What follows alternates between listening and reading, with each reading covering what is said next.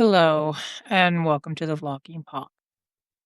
As of October 2025, the Department of Justice became the center of a heated debate after being linked to what many saw as a backdoor attempt at registering gun owners.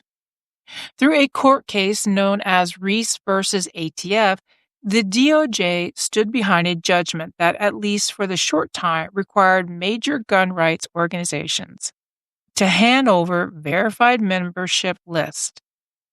Critics warned that such a move would effectively expose lawful gun owners and infringe on their constitutional right to associate freely with government oversight. The case itself stemmed from a challenge to federal law that restricts licensed handgun dealers from selling to adults under 21. Several groups, including the Second Amendment Foundation and the Firearms Policy Coalition, joined the lawsuit. When the court issued its ruling, it included language that those organizations shall provide to defendant a verified list of their names as of November 6, 2020. That single line set off alarms across the country. It wasn't a law to disarm citizens. It was, to many, a legal pathway that could open the door to a government record of who owns guns. Almost immediately, the backlash was fierce. Gun rights advocates argued that forcing membership disclosure would violate the First Amendment, the right to free association, by making people fearful of joining the advocacy groups that defend the Second Amendment. They emphasized the privacy and association is a cornerstone of American liberty.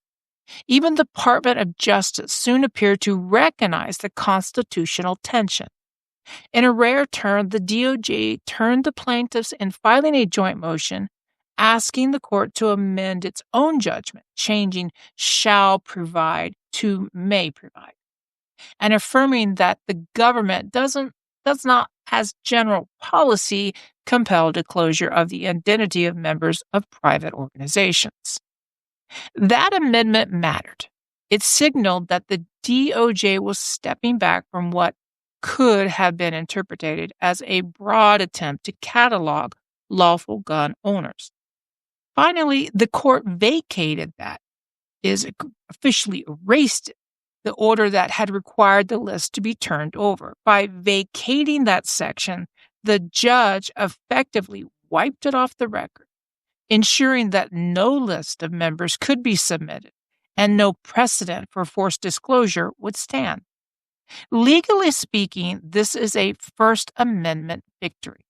The court recognized that even in cases involving firearms, where public safety and constitutional rights are colliding, the government cannot compel private organizations to expose their supporters. The case did not end the fight over the right to bear arms, but it reminded the public that constitutional protections overlap. The First Amendment shield of privacy can protect the Second Amendment defenders.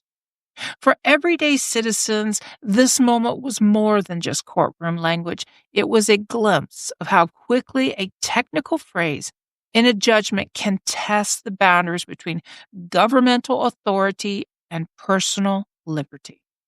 And while this particular attempt was stopped, it's a reminder that vigilance over constitutional rights must remain constant, no matter which administration holds power. Today's sources come from Judgment in 1820 Handgun Purchase Ban Severely Limits Relief, Second Amendment Foundation, SAF.org. DOJ moves to amend court judgment requesting membership list in Reese versus ATF, News 2A.